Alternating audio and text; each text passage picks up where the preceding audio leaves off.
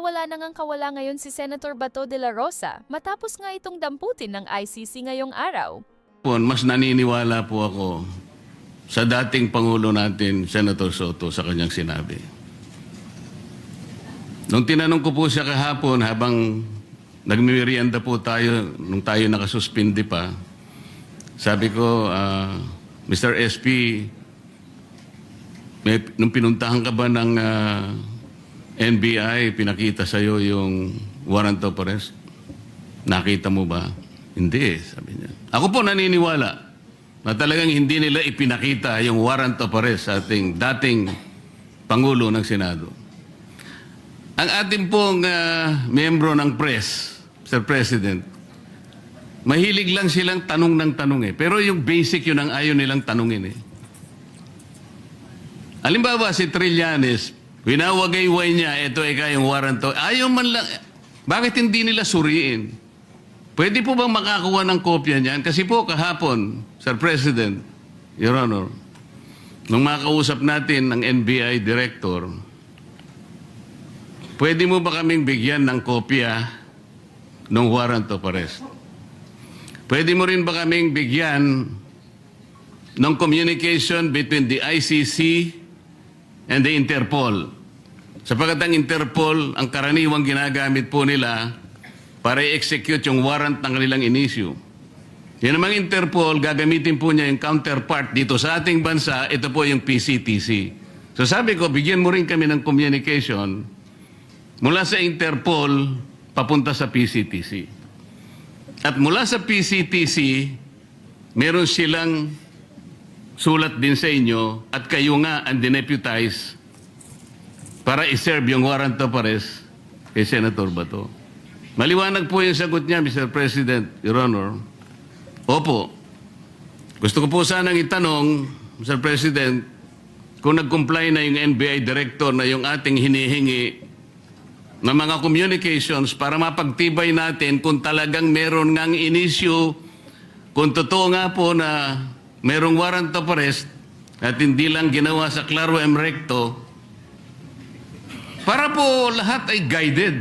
Yes. Naibigay na po ba? So number one, Senator Marcoleta, I apologize to you. You were present and in fact, you made very good points to the NBI Director. Number two, tama po kayo. He promised to officially communicate the warrant and I told him he is welcome to serve the warrant.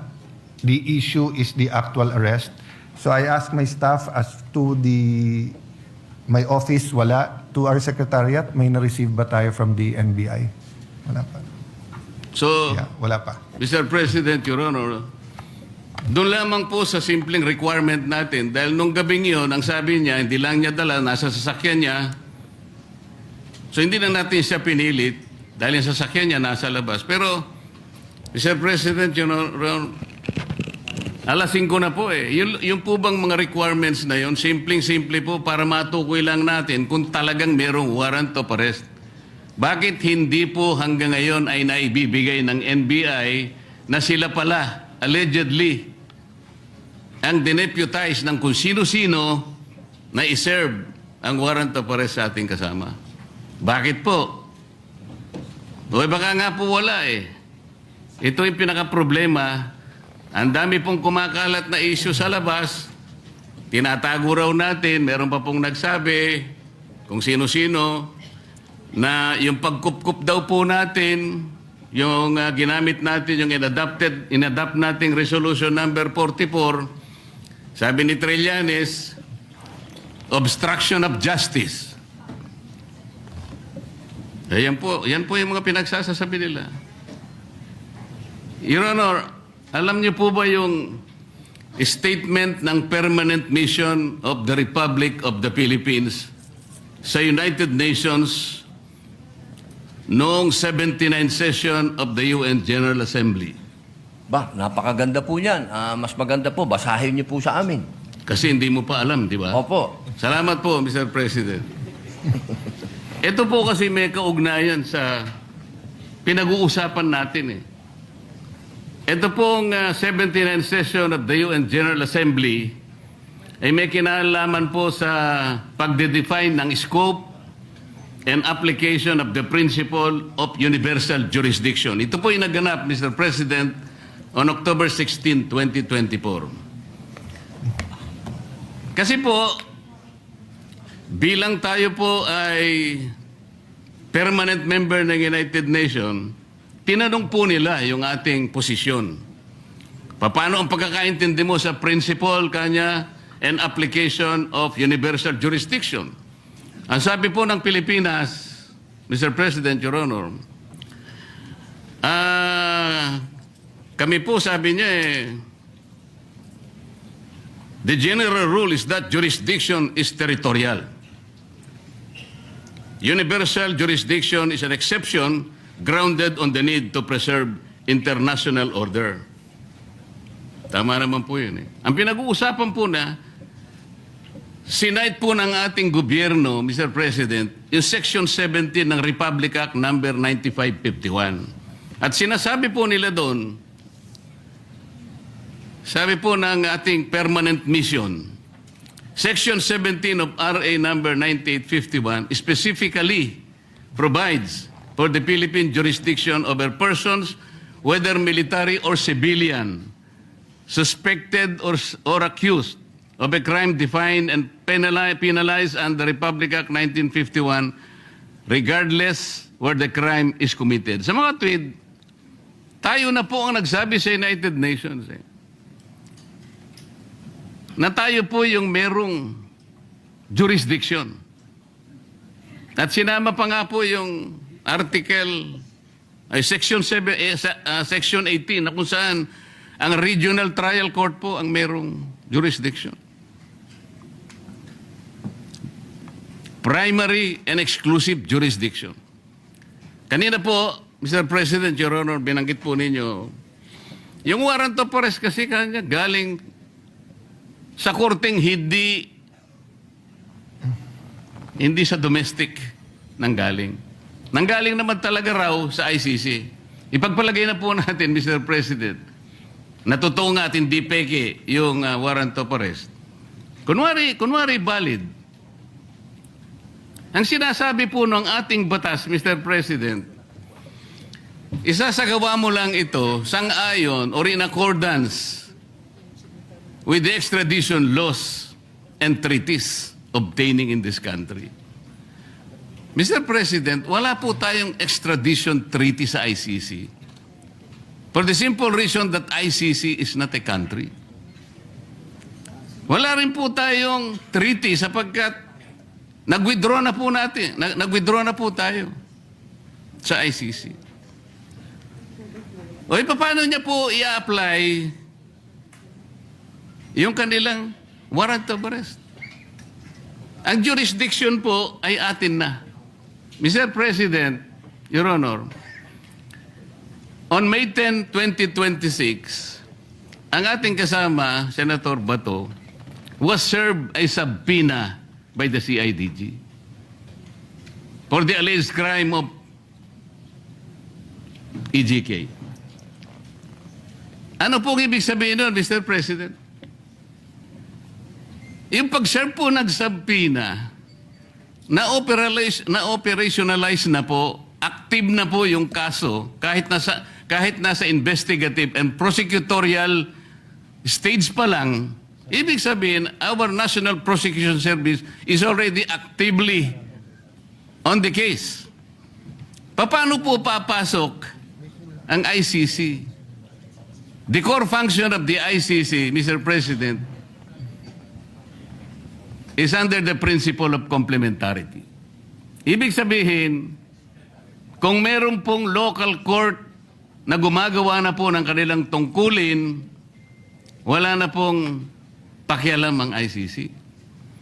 Nang nangyari po, aktibo na pong pinupurso ang kaso, allegedly, EJK sa ating kasamahan.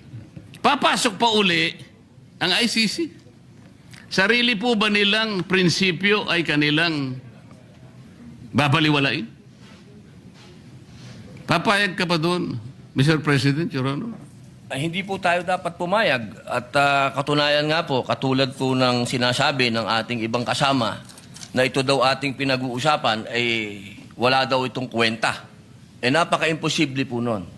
Sapagkat itong ating pinag-uusapan, katulad po ng sinasabi ninyo, ay soberenya ito ng Pilipinas. Kung sa paniwala po nila, ay hindi. Pero sa paniwala po natin, sayang yung bandila na yan.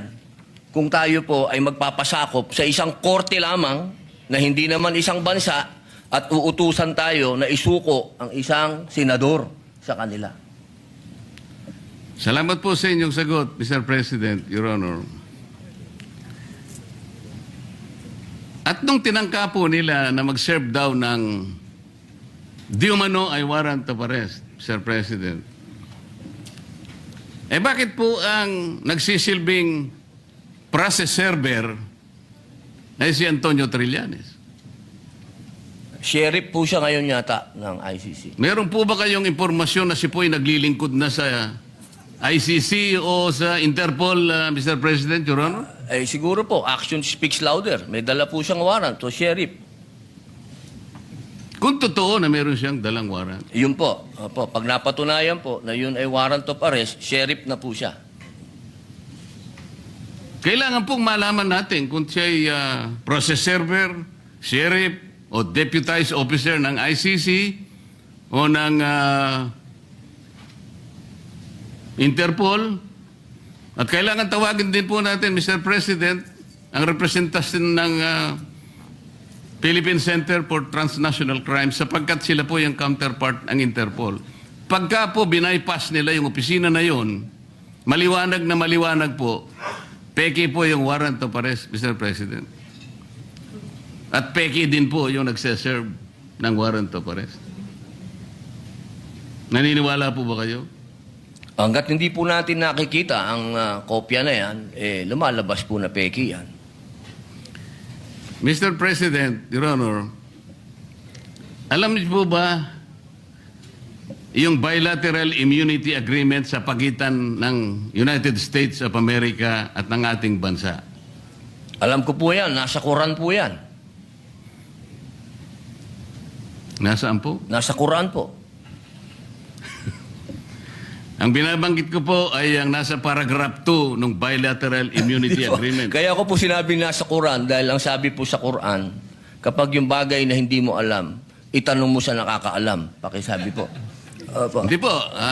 Tinatanong ko lang naman po kung alam ninyo kasi kung alam na ninyo, hindi na po ako magtatanong. Di po, kaya ipaalam nyo na po sa amin. Ayan. Mr. President, ito pong sinasabi kong ito, may kinalaman na naman po kasi. Malaki ang kinalaman sa ating pinag-uusapan ngayon.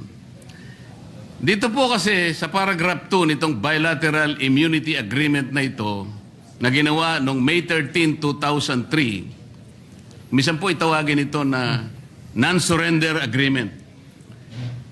Sinasabi po rito na ang isang citizen ng isang partido, ibig sabihin ng Amerika, na nandito sa ating bansa,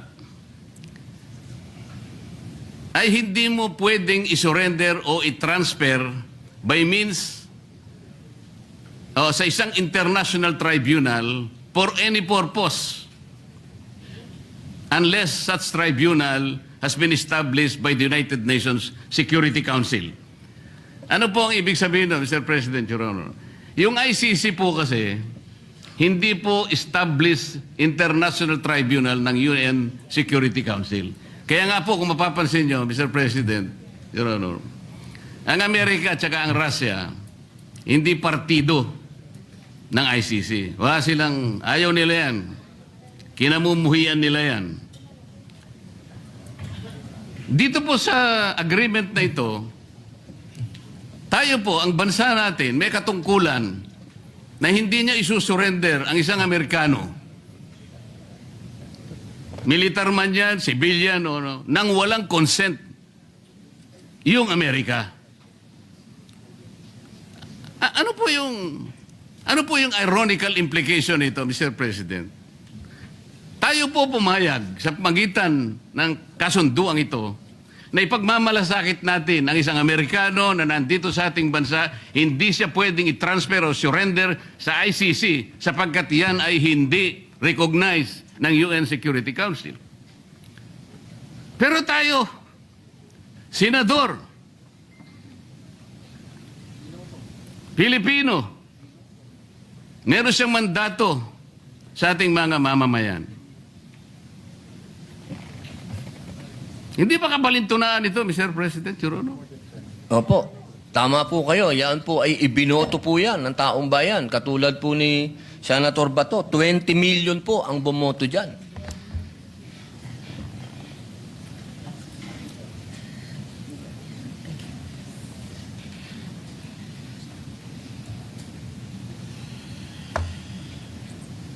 Kaya ko lang nang po tinatanong, Mr. President, hindi ko po lubos na maisip, tayo pala kaya nating ipagtanggol ang hindi isang Pilipino, kahit hindi Pilipino, dahil lamang nakipagkasunduan tayo. Pero sarili nating kapwa Pilipino, may mandato sapagkat nagsisilbing senador ng ating bansa. Hindi natin kayang ipagtanggol. Ito po yung irony na napakahirap siguro natanggapin ng bawat isang Pilipino. Tama po kayo eh. Ang warrant of arrest po ay galing sa ICC. Ang kaso po ni Senator Trillanes ay iba sapagkat ang nag-issue ng warrant of arrest ay sarili nating korte na kailangang igalang. Ganon din po ang warrant of arrest na inisyo kay dating Senador Laila de Lima. Pero ito'y natatangi po eh. Kung totoo po na yun, ay talagang totoong warrant of arrest. At yun ay nakabase sa saligan mismo, ang Rome Statute. Bakit hindi muna nila unang basahin, Mr. President, yung Article 59 ng Rome Statute, na kung saan sinasabi ron, yung aarestuhin mong tao, kailangan madaliin mong ilagak sa isang competent judicial authority ng custodial state. Ano ang custodial state? Yung ating bansa. Bakit po kailangan yon? Maski ang ICC, kinikilala niya yun. Dahil meron pong mga prosesong dapat na mapagtibay. Una, kailangan malaman natin kung yung warrant of arrest applicable doon sa tao na yun. Dito lang, sa pinag-uusapan natin, hindi applicable kay Senator Bato. So meron siyang recourse para questionin yung warrant of arrest. Kaya importante na ilagak mo siya sa isang competent judicial authority. Ang isa pang kinakailangan mong maisaalang-alang doon, Mr. President, Your Honor, ay kailangan yung proseso ay naigalang lahat. At lalong-lalo na yung kanyang karapatan ay talagang nasino. Yun po yung inihingi nun eh. At ang isa pa po, meron siyang karapatan na magpetisyon kung sakaling yung custodial state na yon ay i-detain yung naaresto, na magpetisyon ng immediate release or provisional release. Lahat ng ito ay hindi magagawa, Mr. President, Your Honor,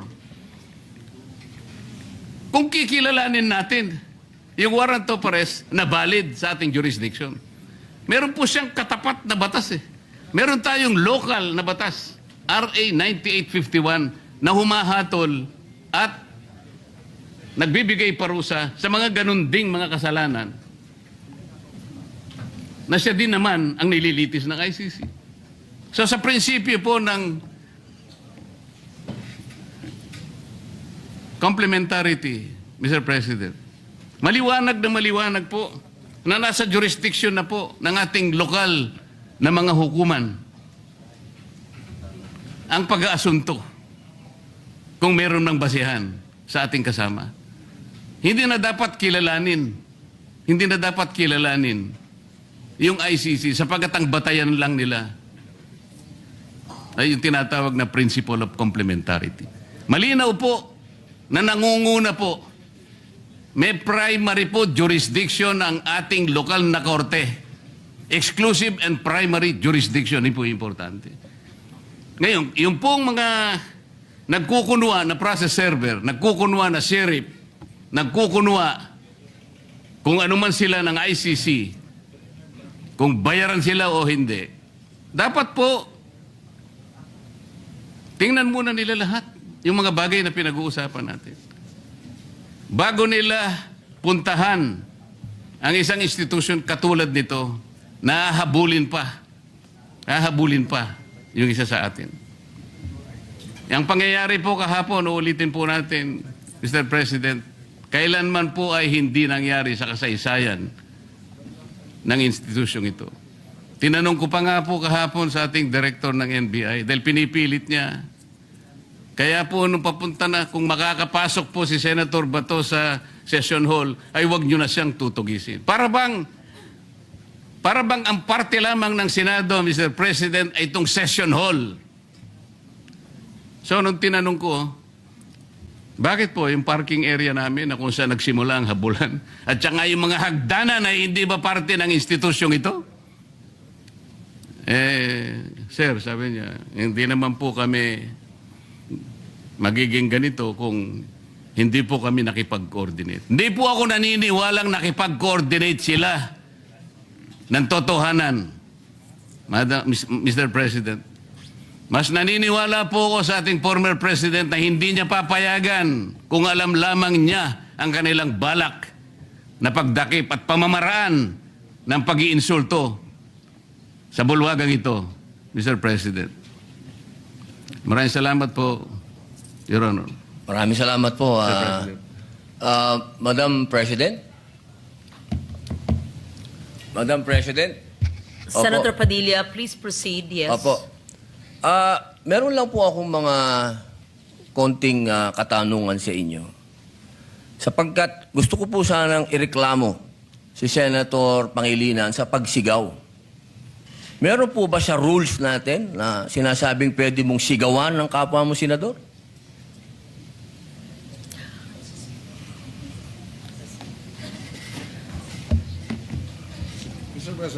Narinig ko yung malakas na boses ni Senator Kiko Pangilinan. Alam ko na si Senator Pangilinan ay dating galing sa broadcasting, baka nag-modulate. Maari po ba tayo ay mag-suspend muna para pag-usapan yung malakas na boses at wari pagsigaw ni Senator Pangilinan? Excuse me, nasa akin President, po yung iba ang floor. Senator Padilla has excuse the me. floor. The chair is answering the question of Senator Padilla. Session is suspended. The same session day, within 2 session days, and technically we're in the same session day, so it is your right to move for reconsideration. Then the majority leader will either adhere or will object. All right. Correct. Thank you, Mr. President. Now, here's the point. Based on our rules, the rules of the Senate, and it is consistent with the fact of the contempt of power of the Senate is limited only during inquiries in aid of legislation. This is what the Committee on Rules will have to tackle in that particular motion to sign in contempt anyone from the session hall. The impeachment court is empowered too, but not the Senate. I cannot find it in the rules. No, Section 18 of the Senate Resolution Number 5, the rules of procedure governing inquiries and in aid of legislation, provides that a chairman, with the concurrence of at least one member of the committee, may punish or cite in contempt any witness before a committee who disobeys any order of the committee or refuses to be sworn or testify or for falsely or evasively testifying. Further, as emphasized in this Senate Resolution 145, the power of contempt is inherent to the enforcement of the right to conduct inquiries in aid of legislation. So, in fact, Senate Resolution 237, such power of contempt was delegated to the subcommittees as they comprise the same membership as the main committee and should have the committee's full powers, including the power to cite and punish witnesses in contempt. All right. Now, the other instance that we are allowed to the power of contempt is during impeachment proceedings constituted as an impeachment court, not as a Senate, only in committee hearings in aid of legislation. So, the only instance that contempt is mentioned in our rules is the duty of the Sergeant at Arms to enforce a citation in contempt issued by any committee of the Senate and to detain and place under custody witnesses, etc., etc.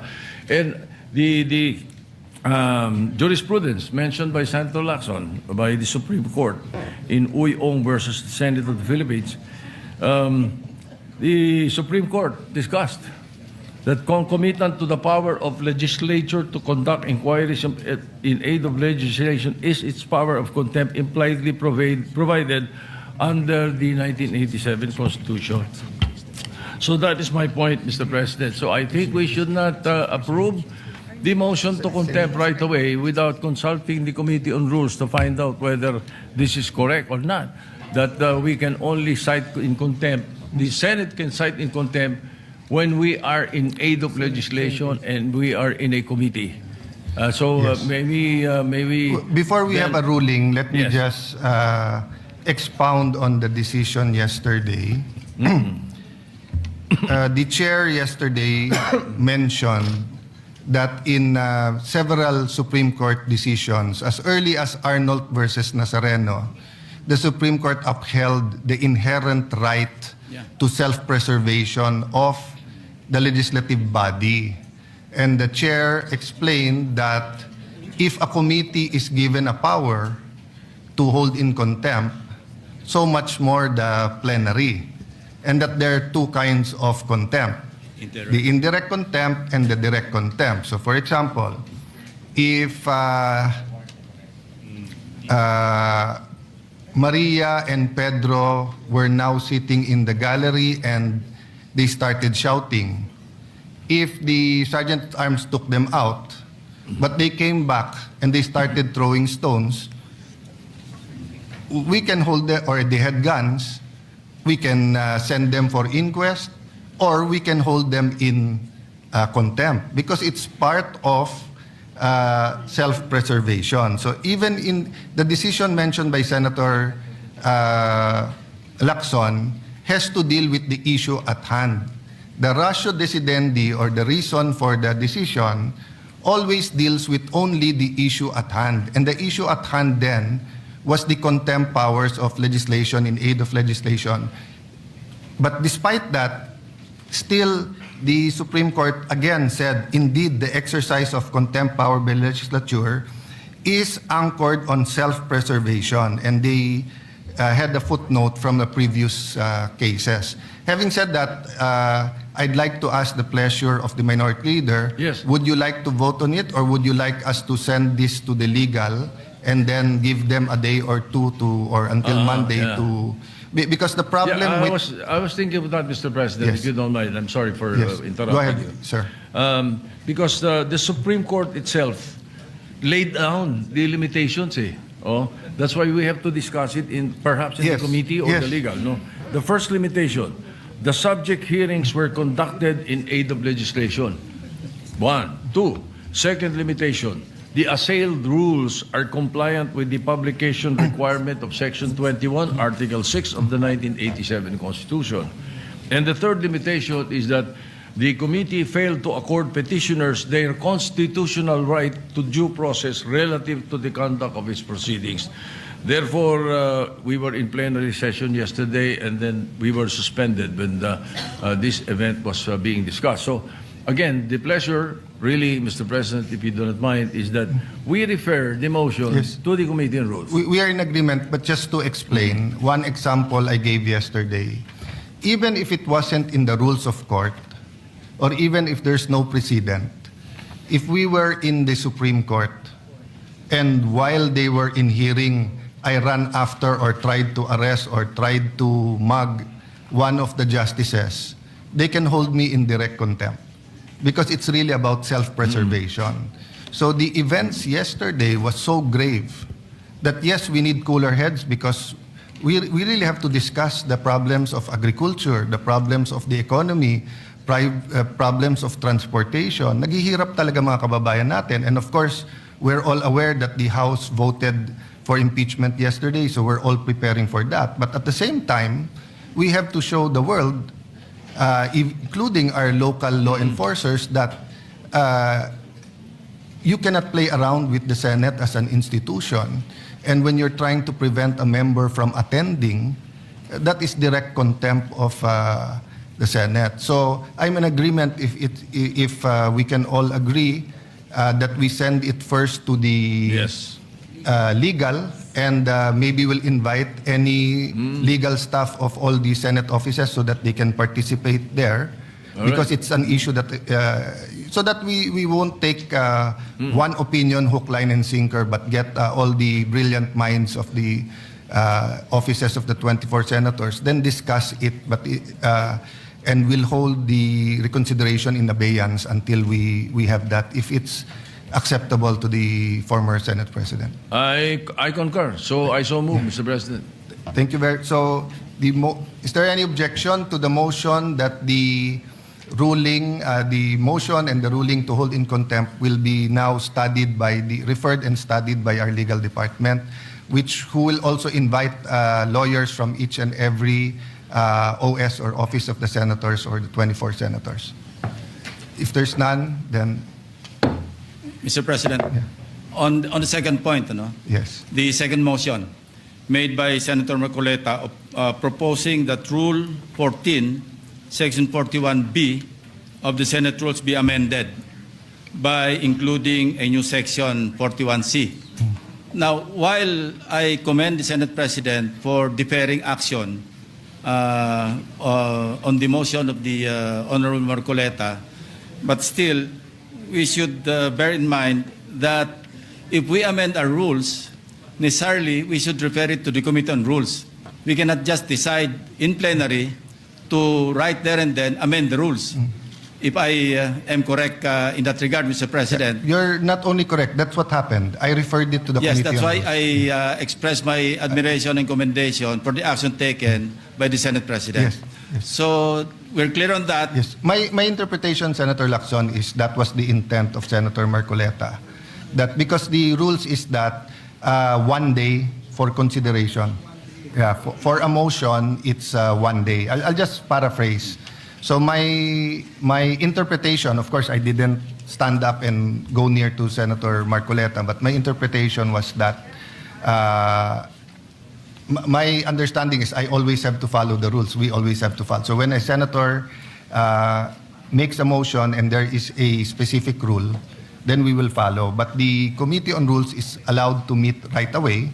But that doesn't mean they can meet right away and not follow the 1 day rule. Yeah. Thank you for the clarification, Mr. And thank you President. for... That would be all. Yes. And to be fair to our former Senate President, Mig Subiri, he also made it very clear that our tradition is that if it is amendment of the rules, we consult and then we not only give a copy. So actually the Secretariat rewrote the proposal, and maybe I could just say that all of these were a product of what happened yesterday, no, and of course most of us had some sleep last night. I don't know Senator Bato if he had good sleep. He told me he was not able to sleep last night, but Senator Padilla, who stayed with him, said you were sleeping very well. So, but maybe cooler heads today, and hopefully we'll get our job done. No? Yeah. Yes, Majority Leader. Yes, Mr. Thank President. you, Senator Lacson. Thank you. Mr. President. And also just to put on record, this representation, when this representation filed that motion, I was actually asking the plenary during that time about the possibility of looking into that particular incident. But anyway, Mr. President, we just also want to put on record that what we are trying to approve, Mr. President, the journal of the 61st session Wednesday was last May 6, Mr. President, not yesterday. So just to put that on record, it's May 6, 2026 was last week, and that is the motion that we are putting... So on any the objection table. that we approve the journal of the session of Wednesday, May 6, 2026? If there's no objection or amendments, the motion is approved.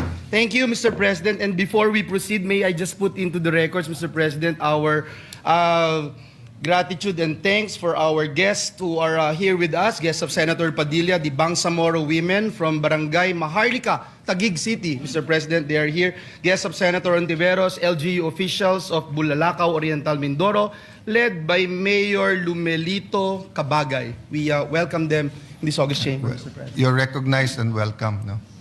Mr. President, Maybe, Majority Leader, in behalf also of the Senate, I also apologize to those who had to stay longer within the Senate yesterday while we were identifying the agents who ran after Senator Bato. I think even former CHED head Popoy de Vera and many others were here. And Senator Pia also reminded me that there are hearings scheduled, and just to inform the body, the tradition is even if the positions are vacant, you can continue with the scheduled hearings because they are the same members and the chairman is automatically a member. Senator Bam Aquino? Mr. President, I'd like to clarify. There's a BICAM scheduled for Thursday Yes. on the voucher bill, which has been passed on third reading here and in the House. Shall we also continue with the BICAM for the voucher program, Mr. Yeah, President? if there's no objection, I think we should all continue. And in fact, I'm hoping to have a all Senator caucus soon. I just don't know if today or tomorrow to discuss the committees and to even consult the minority even before we offer certain committees. But anything that is pending and should be, I think the only things that are technically on hold is new hearings and the sponsorships on the floor pending designation of chairman. Thank you. Thank you for the asking clarification, that. Mr. President. Mr. President, Senator Senator Pangilinan is Pangilinan. also seeking the floor. It's just a clarification as regards the hearings of the committees that can be conducted. When we say we will not be conducting new hearings, does this exclude hearings that were suspended and will just be, under our rules, allowed to resume as the hearings have yet to be terminated? So the tradition is if there's a vacancy in the chairmanship, there's a vice chairman that takes over. But if the vacancy is in all, the Which is the case, Mr. President, because in all, the chairman can continue the hearings that are ongoing. Okay. So my interpretation is, let's say you had a hearing today, you conducted it, then you say the next hearing is Monday. But we hope to finish the committees by Monday in consultation with everyone so that hindi nga maipit lahat ng trabaho natin. So with the understanding, Mr. President, that this suspension of our rules by unanimous consent, It's not a suspension, it's a tradition that is consistent with the rules. Because when you're chairman, you're automatically still a member of that. Yes. I'm telling you what the Secretariat informed me yesterday because Senator Pia called me and called my attention and told me na presyo ng kuryente yung hearing niya. So unless we designate her again as chairman of energy. So I consulted the secretariat and they mentioned the tradition that you don't have to cancel the hearing. Just a question, Mr. President. Yes, Mr. Thank you. Independent. Thank you, Mr. President. Independent leader, there's two of you. There's two of us, two independent leaders here. But Mr. President, just a quick question. Yes, because it's a bit confusing to our colleagues when they asked about their committee reports. Some are already supposed to be handled on the floor, the committee hearings, because I can recall that the motion yesterday was all positions vacant. So if it's all positions vacant, that would also mean the memberships, yes. Mr. President. That's correct. Yeah, so I'm just asking for clarification so that we can be guided accordingly. If we do, then we have to reorganize really quickly. That's why, Mr. President, if I may suggest, by unanimous consent, we can suspend our rules. And I would like to think that would be the better route in terms of allowing hearings to be conducted by former committee chairpersons and former members until Monday, as the Senate President earlier mentioned, that you would have disposed of the issue by Monday. Yes.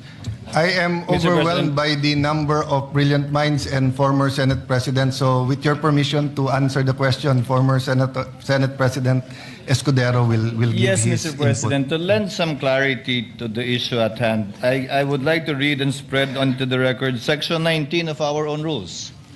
The chairman and the members of the permanent committee shall commence in the exercise of their duties upon their election. They shall cease when their successors shall have been elected or designated. So my understanding, given the plain meaning of this rule, is that the chairmen, although their positions were respectively declared vacant to avoid a void, shall continue until their successors shall have been designated and or elected. My understanding further is that should there be any BICAM that needs to be done or finished within this week until their successors shall have been elected, then it should proceed so as not to cause any undue delay without need of suspending the rules, Mr. President. I submit, Mr. President. Yes. Again, Mr. President, it's it's a the point. Well, the motion yesterday was to declare the positions Yes. vacant. So there is no chair, there is no vice chair, there are no members. So how can a committee convene or continue with its proceedings when there is no chairman, there are no members? Members and chairpersons and vice chairpersons are elected.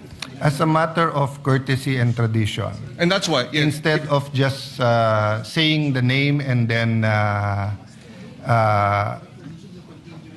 replacing the chairman, which happens in certain instances with the permission of the two individuals, when there is a leadership change, usually there's a question of the chairmanship. So there's sometimes a motion to declare all positions vacant. But that is the brilliance of the rules. The rule is very clear.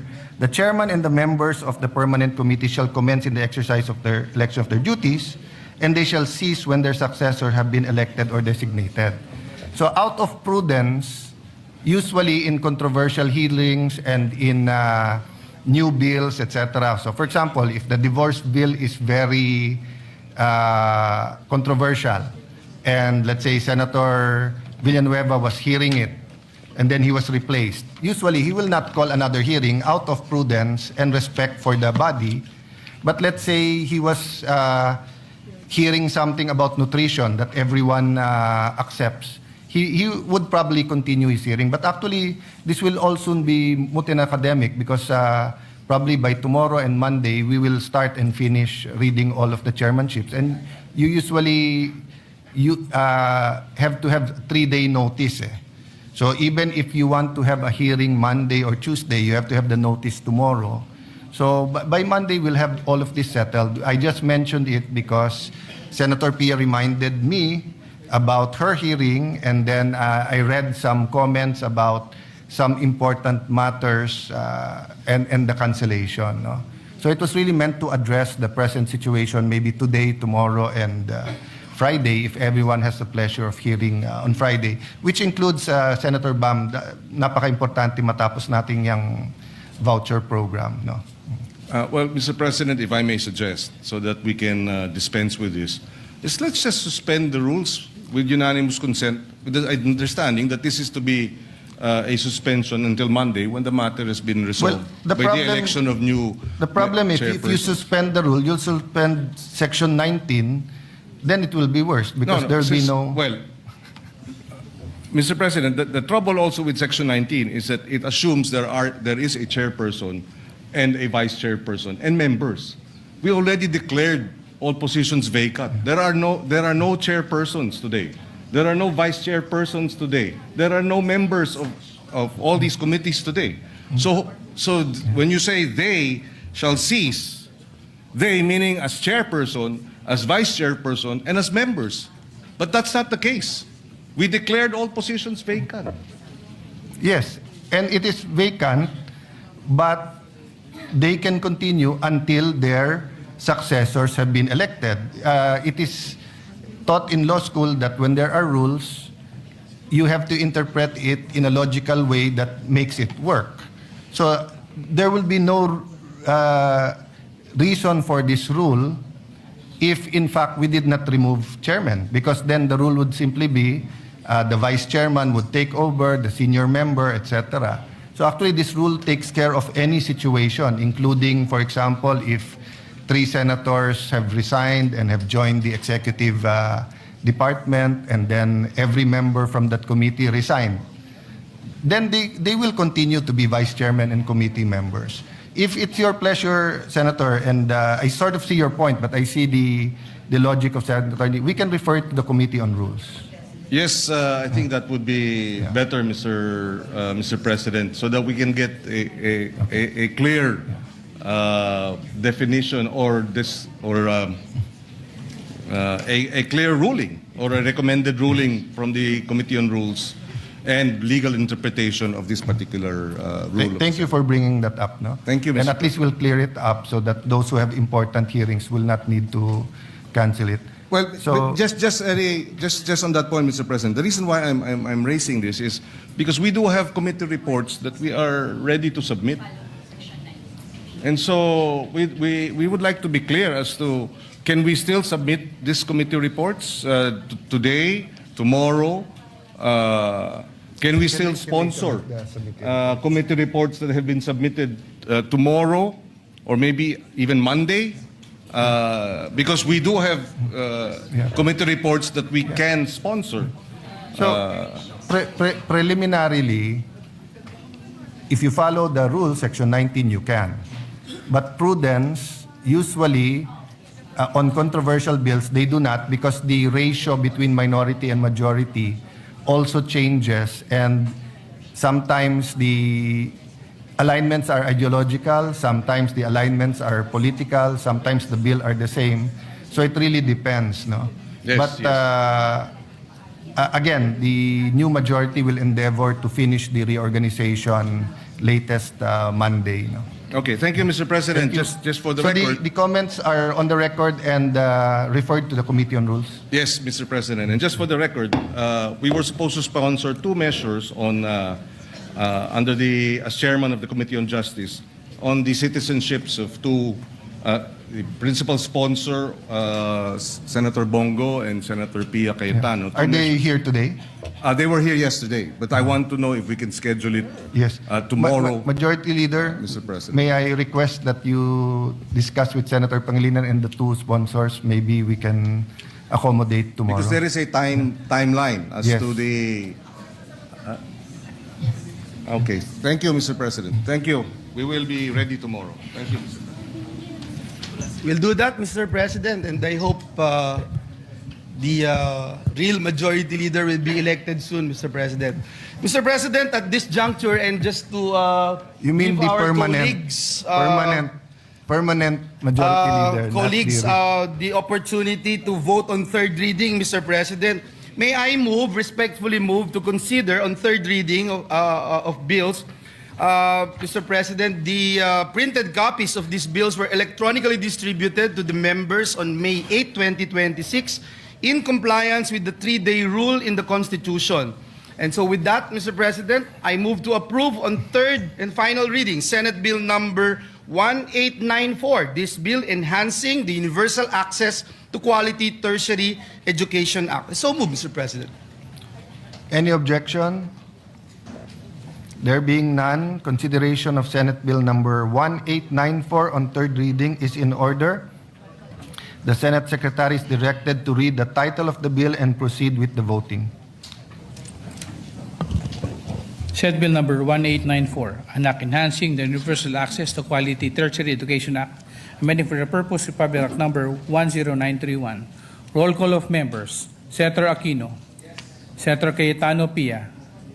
Senator De La Rosa, Senator Ejercito, Senator Escudero, Senator Estrada, Senator Gatchalian, Senator Go, Senator Hontiveros, Senator Lacson, Senator Lapid, Senator Legarda, Senator Marcoleta, Senator Marcos, Senator Padilla, Senator Pangilinan, Senator Soto, Senator Tulfo Erwin, Senator Tulfo Rafi, Senator Villanueva, Senator Villar Camil, Senator Villar Mark, Senator Subiri, Senate President Cayetano Alan.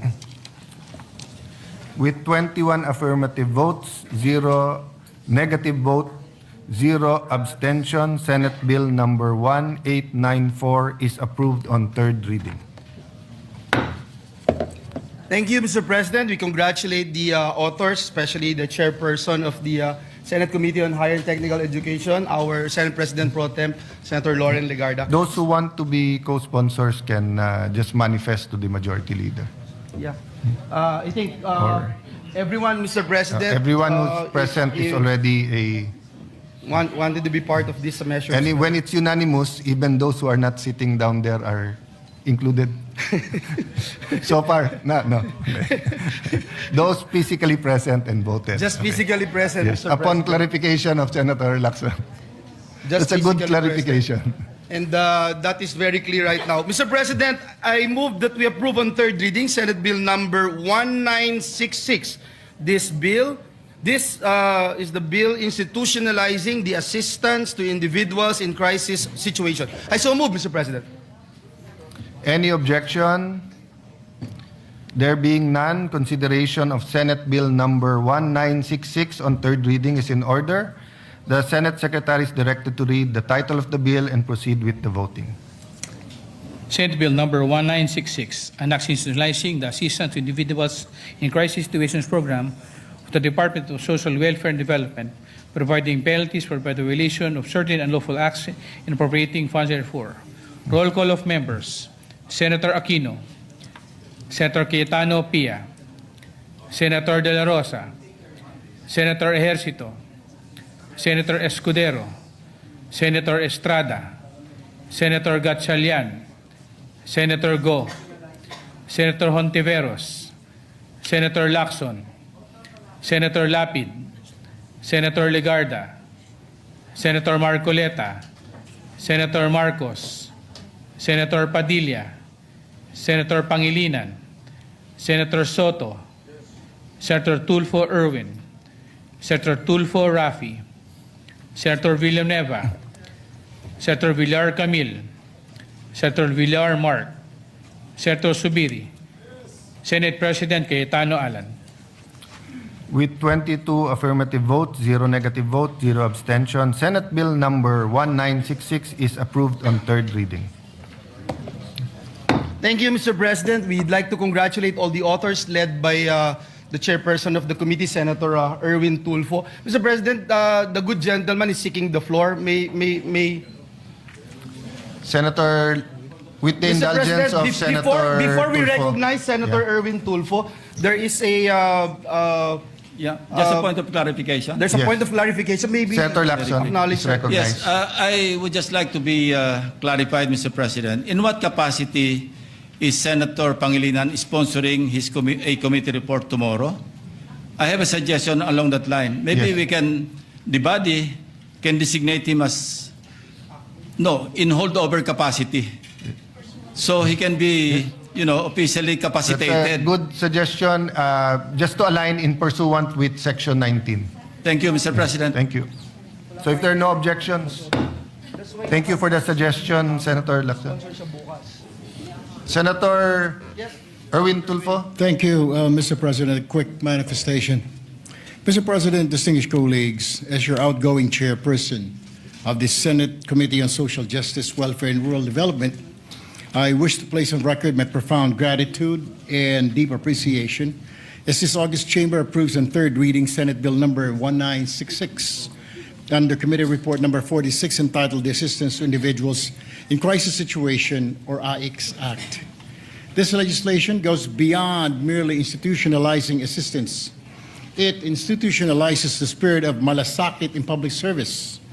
More importantly, it affirms our collective duty as a public servant to ensure that in times of hardship and uncertainty, government responds not with indifference but with urgency, compassion, and decisive action for the welfare of every Filipino.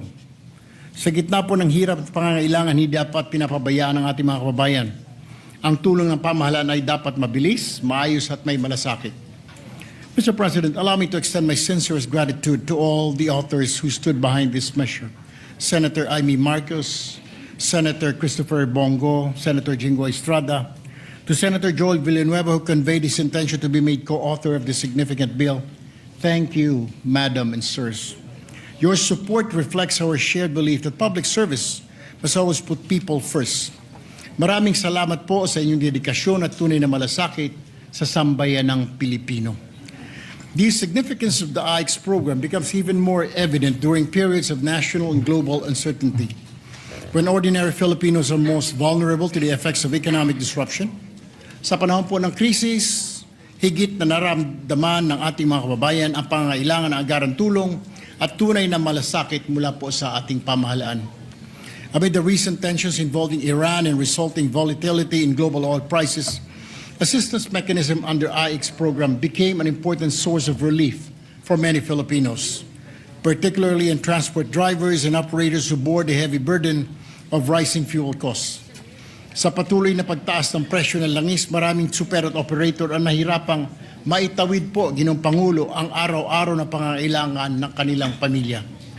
Through timely emergency assistance and fuel subsidy interventions, our government was able to provide much-needed relief and help lighten the daily burden of those who, despite rising costs and personal sacrifices, continue to keep our communities connected, our economy moving forward.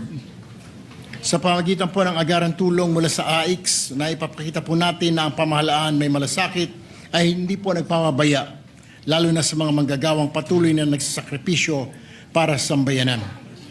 To the committee's technical working groups, partner agencies, and hardworking personnel behind this legislation, we thank you for transforming compassion into concrete action. To my distinguished colleagues, may we continue to craft laws that are not only responsive but humane. Law that recognizes that governance is not merely about programs and budgets, but about people, dignity, and hope. Ang pagpasa po ng AICS Act ay isang matibay na patunay na ang pamahalaan ay may malasakit, ay pamahalaang tunay na kumakalinga, handa lagi umalalay, umunawa at tumugon sa pangangailangan ng bawat Pilipino sa oras po ng kagipitan. Again, Mr. President, to all the authors and supporters of the AICS Act, thank you for your unity, compassion, and unwavering commitment to the Filipino people. We stand united, no matter what political colors we have. There is no crisis too great that we cannot overcome.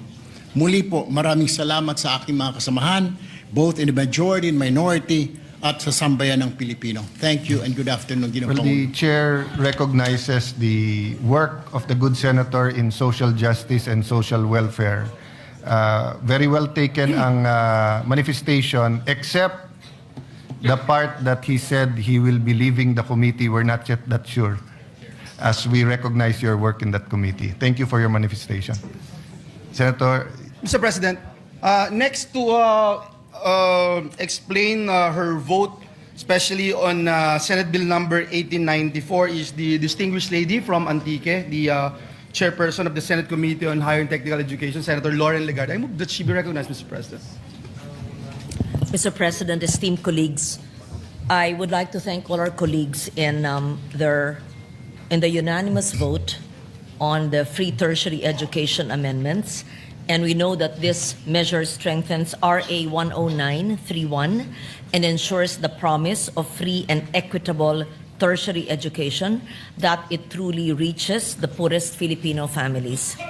EDCOM 2 revealed stark gaps in the implementation of student assistance programs. Many of our most vulnerable learners continue to struggle with the rising cost of transportation, food, housing, and school requirements despite existing support mechanisms. This bill ensures that limited government resources are directed first to those who need them most, aligns allocation strictly with household income, guarantees timely inflation-adjusted support, and demands accountability for the use of public funds. Ang edukasyon ay hindi lang dapat libre, dapat ito'y makabuluhan at nagubungan ng tunay na oportunidad mula enrollment hanggang graduation at trabaho. This measure is for our students, especially the poorest, who now know that the government stands behind their dreams. Dapat laging patas ang pagbibigay ng pagkakataon sa bawat batang Pilipino na nangangarap. I would like to thank my fellow EDCOM 2 commissioners, Senator Bam Aquino, Senator Joel Villanueva, Senator Sherwin Gatchalian, Senator Alan Peter Cayetano, now Senate President, as well as Senator Pia Cayetano, Senator Christopher Lawrence Go, Senator Francis Escudero, Senator Jinggoy Ejercito Estrada, Senator Risa Ontiveros, Senator J.V. Ejercito, Senator Rafi Tulfo, Senator Robin Padilla, and Senator Kiko Pangilinan for your steadfast support. I express my deep gratitude to all who joined in advancing this measure. And just to take note that the House of Representatives had already passed this measure on third reading. Thank you, Mr. President. Thank you, Mr. President. Before I ask for this representation's recognition, Mr. President, our dear colleague, Senator Risa Ontiveros, is seeking the floor. May I move that she be recognized, Mr. President? Yeah, Senator Ontiveros is recognized. And we thank Senator Legarda for her explanation of the vote. Salamat po, Mr. President. Inquiry, Mr. President, in line dun sa action ng body natin regarding Senator Pangilinan on the suggestion of Senator Lacson. Two inquiries, Mr. President.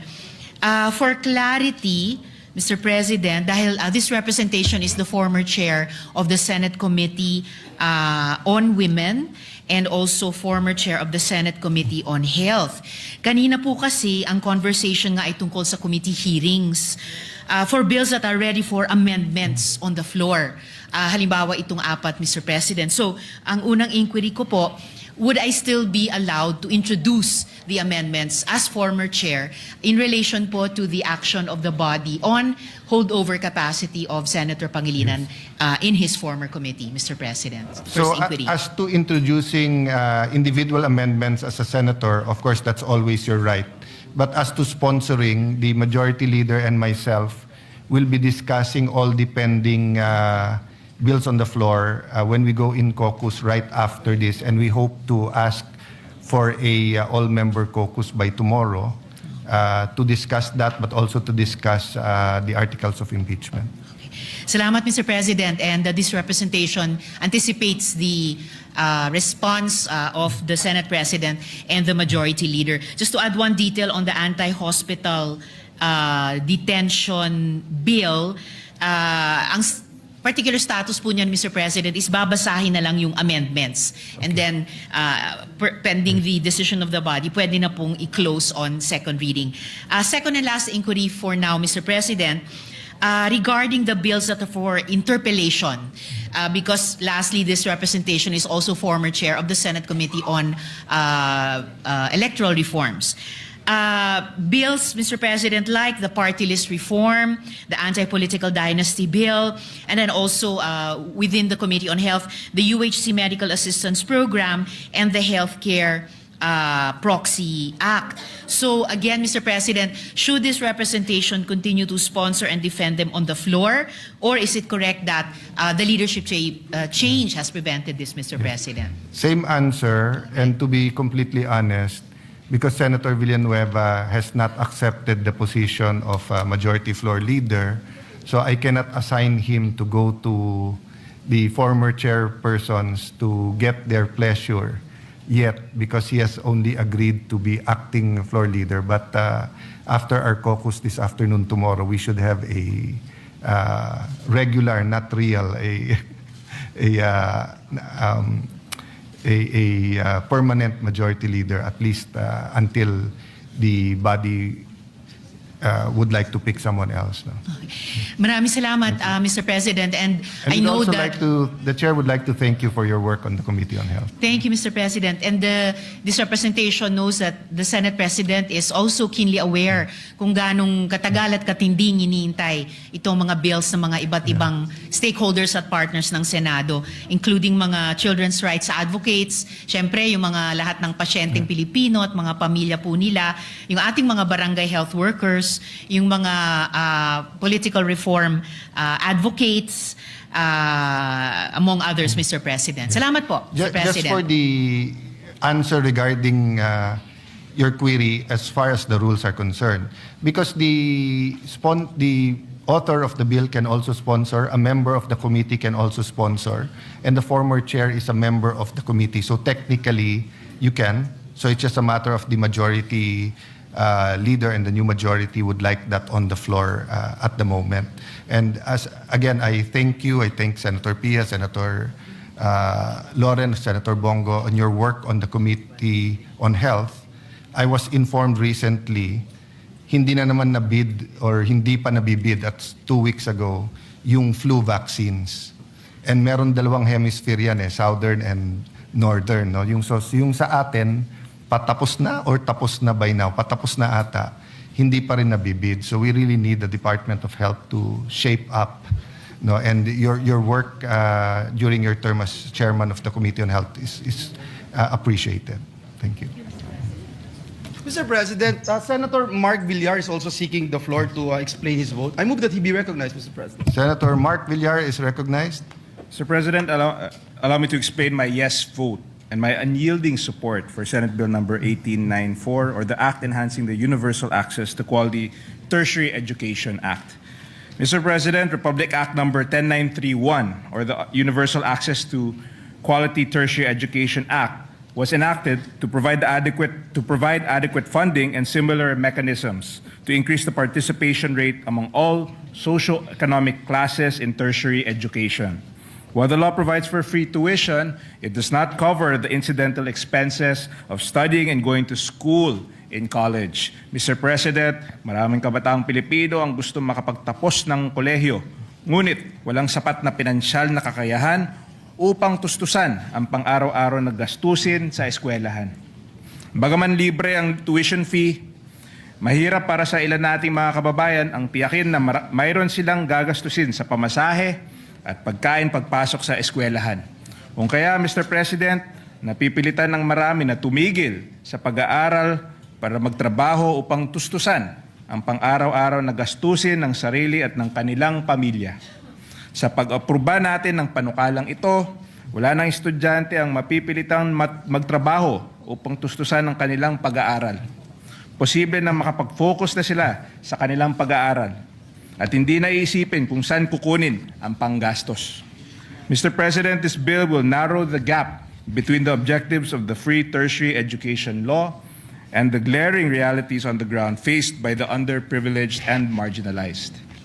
Again, I would like to thank the distinguished lady from Antique, Senator Loren Legarda, for shepherding this bill, and of course, Senator Bam Aquino for initially championing this measure in these very halls. With the indulgence of the good sponsor, again, you mentioned it earlier, but I'd just like to reiterate that I would also like to be made a co-author of this bill. Thank you, Mr. President. Thank you, Thank you very Senator much, Villar. Senator Villar. May I be allowed, Mr. President, just to give a very short explanation on this particular measure, because this is also our pet bill, Mr. President. If you accept the position of Majority Leader, then you can proceed. Thank you for being considerate, Mr. President. Mr. President, we vote yes on the proposed amendments to the Universal Access to Quality Tertiary Education Act. When we enacted, Mr. President, this RA 10931 during the 17th Congress, we opened the doors of higher education to millions of young Filipinos. But as the findings of EDCOM 2 have shown, access alone is not enough. Many students continue to face learning gaps, financial pressures, and other barriers that prevent them from completing their education.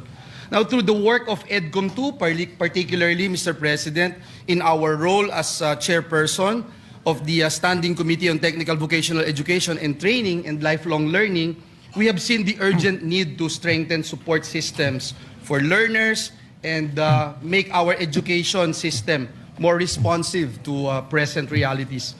These amendments move us closer to that goal by improving the delivery and targeting of tertiary education support and ensuring that more students are not able to enter school but also complete their education successfully. Kaya, Ginoong Pangulo, hindi lamang po ito usapin ng libreng matrikula, ito po ay usapin ng tunay na oportunidad at mas magandang kinabukasan para sa ating mga kabataan. Muli, binabati natin si Senator Loren Legarda for sponsoring and defending this measure and our co-authors. For these reasons, Mr. President, and as author and co-sponsor of this measure, we reiterate our yes vote. Itaas po natin ang antas ng edukasyon sa Pilipinas. Maraming salamat po and may God bless us all. Thank you.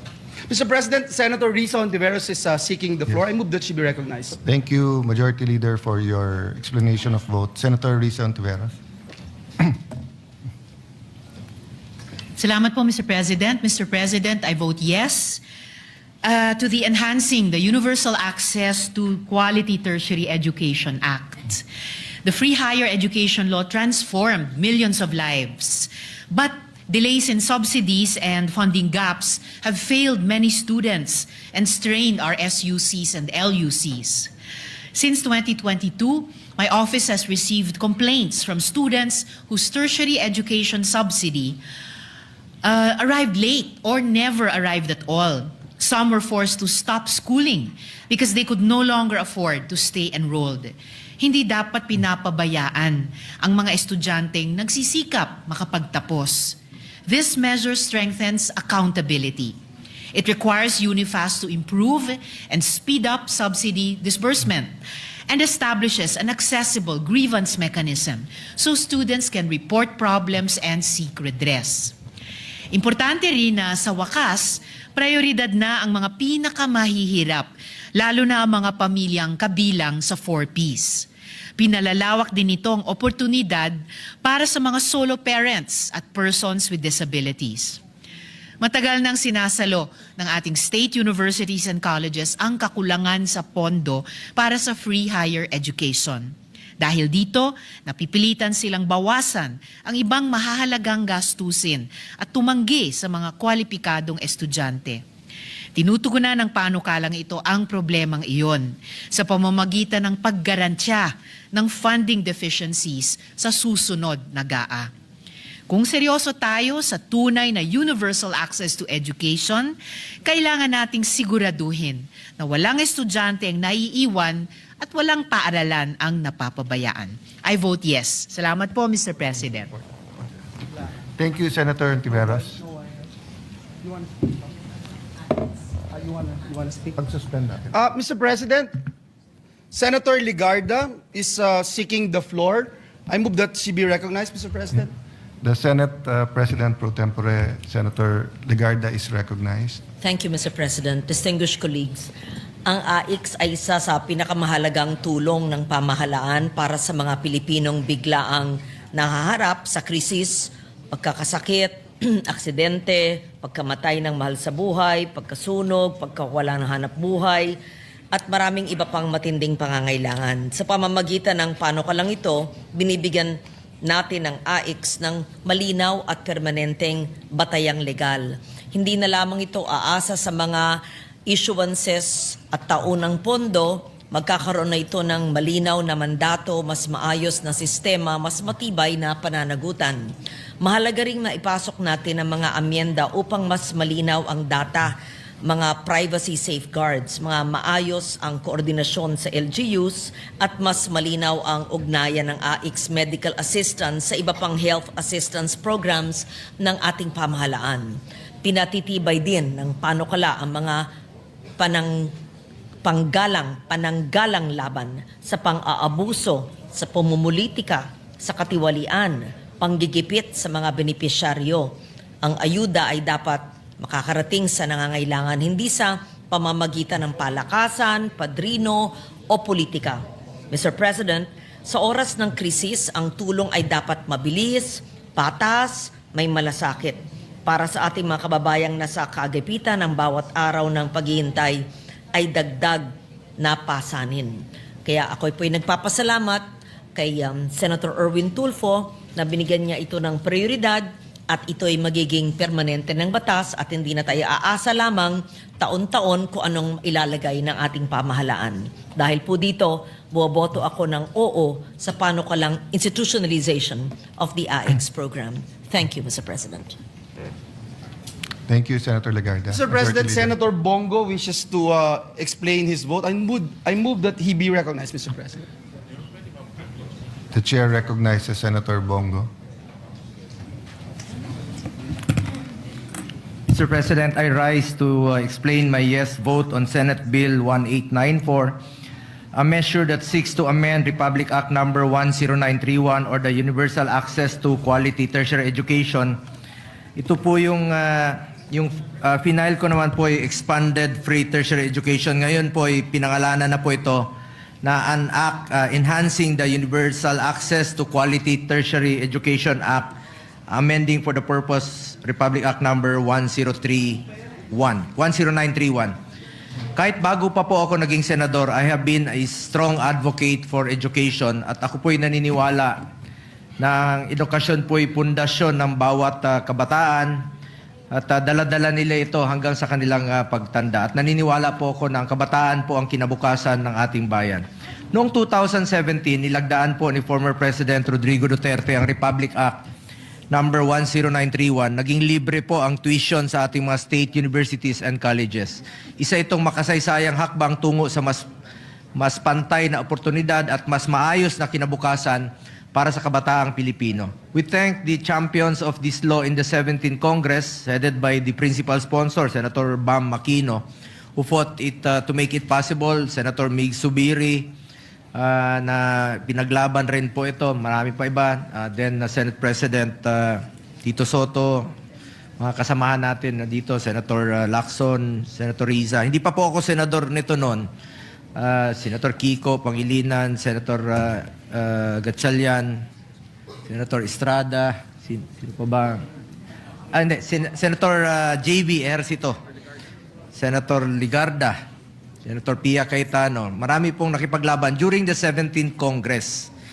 But during cabinet deliberations, talagang meron pong kumukontra dyan ng mga finance managers. At they recommended sa presidente na i-veto po ito dahil karagdagang gasto sa gobyerno.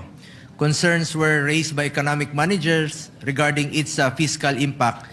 But we stood firm in our belief that free education is an investment in the future of our nation. Muntik na po itong mabito. Alam po ni Chairman Popoy de Vera yan. Ngunit nung panahon po na bilang Special Assistant to the President po ako noon, hinikayat natin ang CHED na ipaglaban at ipaliwanag ang kahalagahan ng panukalang ito. Last minute po ito na sumulat ang ating CHED Chairperson Popoy de Vera. Sabi ko, sumulat ka kay then President Duterte at makiusap ka. At dinala natin ito sa kanya. And we are grateful na nagbago po ang isip ng Executive Department. And we are grateful to former President Duterte na finally pinirmahan po niya. Dahil sabi niya, sa Davao nga po, merong free education doon. At meron siya mga scholarships program po doon kahit na maliliit. Sabi niya, mas gusto ko sa buong Pilipinas po ito mangyayari. Finally, the rest is history at naging batas po ito. Even with the Republic Act 10931 in place, we recognize many challenges in accessing education. Kaya naman po, napakahalaga ng panukalang batas na ito. We thank the sponsor, Senator Loren Legarda, for championing this measure. Mr. President, sa panukalang ito, bago ko makalimutan, si Senator Alan, nung panahon, membro po siya ng 17th Congress noon, na I'm sure sinuportahan niya rin po ito. But naging Secretary of Foreign Affairs kayata nung mga panahon yun. I don't know kung senator ka pa during that time, but membro ka po ng 17th Congress at I'm sure pinaglaban mo rin po ito. Sa panukalang ito, Mr. President, hangad natin na mabigyan ng tertiary education subsidy ang mga indigent patients. Ibig sabihin, expanded, may pagpipilian sila. Yung mga lugar na walang yung kurso na ino-offer ay hindi nila ma-avail, ay pwede itong ma-avail po sa mga private universities. Hindi lamang po ito sa mga public colleges and universities. Maaari rin po itong gamitin sa private higher education institutions, lalo na kung walang available na pampublikong paaralan sa kanilang lugar. At naniniwala po ako na ang access sa education ay susi sa mas maliwanag na kinabukasan para sa ating mga kabataan. For these reasons, I am putting on record my yes vote for the passage of this very important education measure. Salamat, Mr. President. And likewise, as one of the authors of Senate Bill number 1966, which seeks to institutionalize the assistance to individual in crisis situations.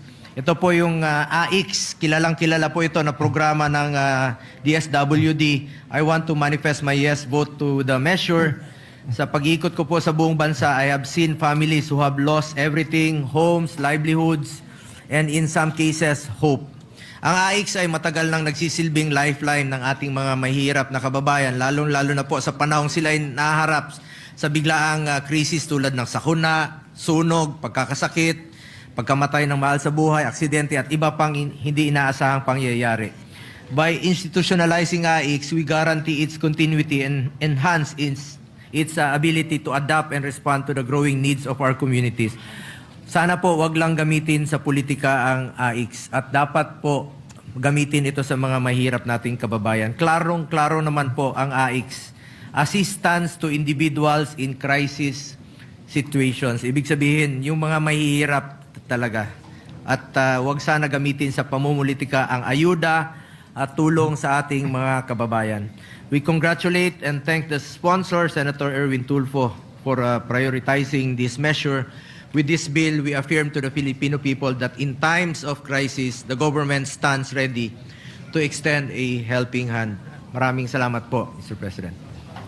Thank you, Senator Bongo. Just on your point na sana wag magamit sa politika and for the information of the public who have a keen eye on the Senate, actually maganda na carry over yung amendment ni Senator Lacson sa 2026 budget, yung prohibition on political involvement in the distribution of cash and other forms of financial assistance is in Section 18.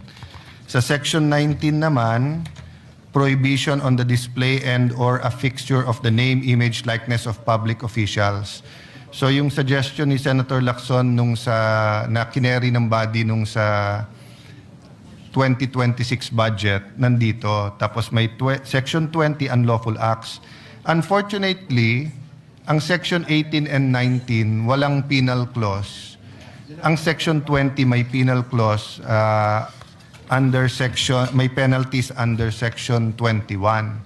That's why if you notice, nung nagsimula yung Iran-Israel-US war, parang may bumalik na mga logos at saka mga streamers, posters, tarpaulins na may mga muka sa ilan mga distribution. So baka pwede nating ipaalala sa lahat na the spirit of the law, kahit wala tong criminal penalties, is maybe I can use the word partisan-free. Diba? Dapat non-partisan ang pagbibigay ng ayuda.